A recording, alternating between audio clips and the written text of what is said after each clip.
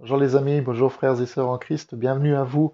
En ce samedi 5 décembre, demain, vous vous rendez compte, nous sommes déjà le deuxième avant et dans le culte que nous allons partager alors, à l'église chez nous à Nimringen et à Macquiller demain, euh, et en différé aussi sur notre chaîne YouTube. Si vous n'avez pas l'occasion de venir, vous pouvez le voir en différé tranquillement chez vous à la maison. Nous allons accueillir, attendre le Rédempteur qui vient.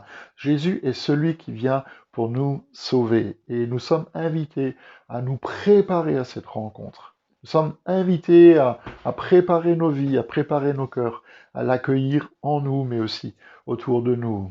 Ce qui est extraordinaire dans la parole, c'est que quand on prophétise la venue du Messie ou la venue du Sauveur, ou qu'on parle de son retour aussi, alors de manière peut-être plus précise et spécifique dans le Nouveau Testament, on va attribuer à Jésus un certain nombre de titres. On va l'appeler par des noms qui, pour moi, sont des noms absolument extraordinaires, des titres qui sont absolument extraordinaires. Il y a par exemple ce célèbre texte de Ésaïe 9 que nous lisons souvent dans le temps de l'Avent et même à Noël, qui nous dit la chose suivante, que voici un enfant nous est né, un fils nous est donné. Et c'est l'image de cette fragilité de Dieu qui vient au milieu de nous. Et la souveraineté reposera sur son épaule. On l'appellera merveilleux conseiller, Dieu puissant, Père éternel, Prince de la paix. Et ça, c'est les titres qui soulignent la force qu'a Jésus.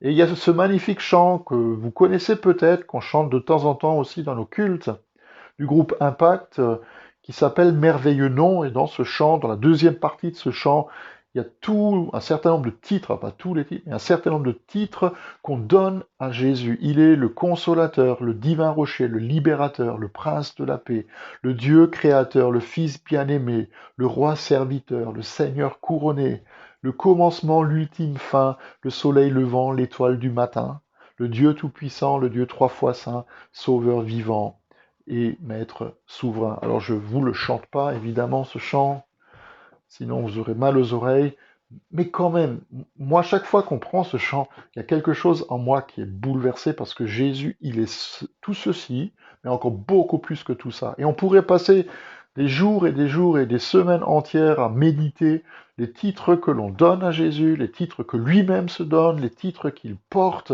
et on n'en aura pas fait le tour. Pourquoi? Parce que il va au-delà de tout ça.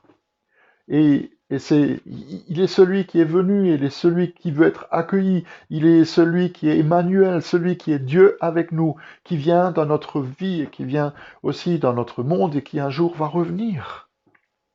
Et tous ces titres qu'on lui donne à la fois dans l'Ancien et dans le Nouveau Testament sont aussi l'image de ce qu'il veut et de ce qu'il peut faire aussi pour nous. Il veut manifester la puissance de Dieu, il veut nous donner la paix, il promet de ne jamais nous abandonner, veut nous permettre de vivre une vie nouvelle.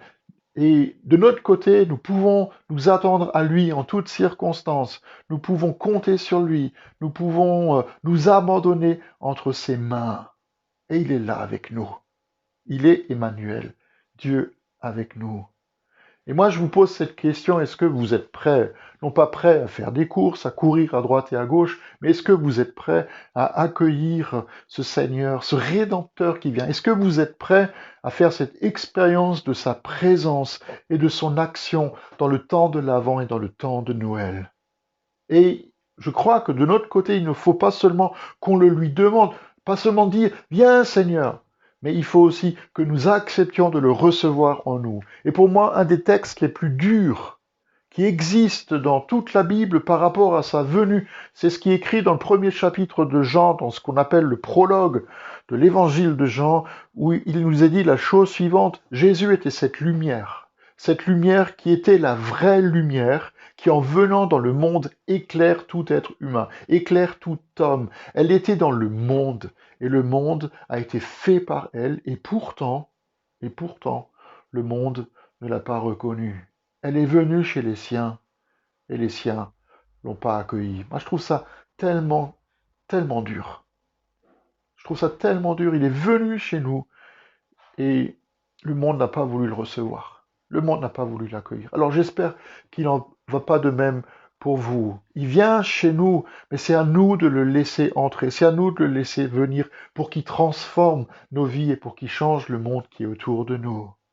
Oui, c'est vrai que demain, en ce deuxième avant, nous allons célébrer le Rédempteur qui vient. Et moi, j'ai envie de vous dire à la fin de cette méditation d'aujourd'hui, simplement les paroles du dernier livre de la Bible, de l'Apocalypse, même l'avant-dernier verset de ce livre, même de toute la parole de Dieu, c'est viens Seigneur Jésus.